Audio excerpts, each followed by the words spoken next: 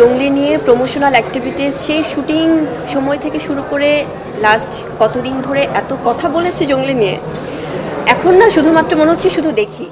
এবার ঈদে প্রেক্ষাগৃহে মুক্তি পেয়েছে অভিনেতা সিয়াম আহমেদ, অভিনেত্রী শবনম বুবলী ও প্রার্থনা ফারদিন দিঘি অভিনীত জঙ্গলি সিনেমা। মুক্তির পর থেকেই ছবিটি দর্শক মহলে দারুণ প্রশংসা কুড়িয়েছে। গল্প সবসময় এখানে লিডিং আর্টিস্ট, কিন্তু তার মোড়কটা ভিন্ন। আমরা দর্শককে বোর করতে চাইনি, দ্যাটস ওয়াই প্রেজেন্টেশন। তো যখন ফ্যামিলির অডিয়েন্স ওই গল্পটাকে হিরো মেনেই আসেন, প্রেক্ষাগৃহেও জঙ্গলির অধিকাংশ শো হাউসফুল যাচ্ছে। এমন অবস্থায় জঙ্গলি সিনেমার রিমেক সত্ত্ব অর্জনে আগ্রহ দেখিয়েছে মালায়ালাম এবং তেলুগু ইন্ডাস্ট্রি। গণমাধ্যমে দেয়া এক সাক্ষাৎকারে বিষয়টি নিশ্চিত করেছেন সিনেমাটির প্রযোজক ও টাইগার মিডিয়ার কর্ণধার জাহিদ হাসান অভি। তিনি জানান, দক্ষিণ ভারতীয় ইন্ডাস্ট্রির একটি প্রোডাকশন হাউস জঙ্গলি সিনেমাটির রিমেক সত্ত্ব নেয়ার আগ্রহ প্রকাশ করেছে। শুধু তাই নয়, চলতি সপ্তাহের মধ্যে চুক্তি সংক্রান্ত সব কাজ সম্পন্ন হয়ে যাবে বলেও জানিয়েছেন এই প্রযোজক।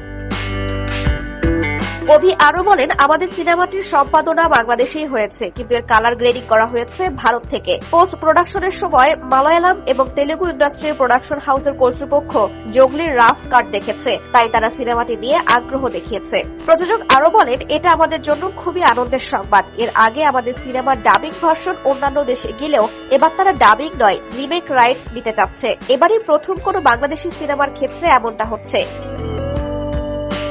চলতি সপ্তাহের মধ্যে সবকিছু চূড়ান্ত হয়ে যাবে। এরপর সেই প্রোডাকশন হাউস থেকে শুরু করে বিস্তারিত তথ্য দিতে পারবো। জঙ্গলি মানবিক গল্পের হৃদয়স্পর্শী সিনেমা। ঈদে পুরো পরিবারের সকল বয়সীদের নিয়ে দেখার মতো ছবি। এম রাহিম পরিচালিত এই সিনেমায় সিয়ামের বিপরীতে অভিনয় করেছেন দুজন নায়িকা। তারা হলেন শবনম বুবলী ও প্রার্থনা ফারদিন দিঘি। সিনেমাটির চিত্রনাট্য রচনা করেছেন সুকৃতি সাহা ও মেহেদী হাসান। গানগুলোর কথা, সুর ও সঙ্গীত আয়োজন করেছেন জনপ্রিয় সুরকার প্রিন্স মাহমুদ।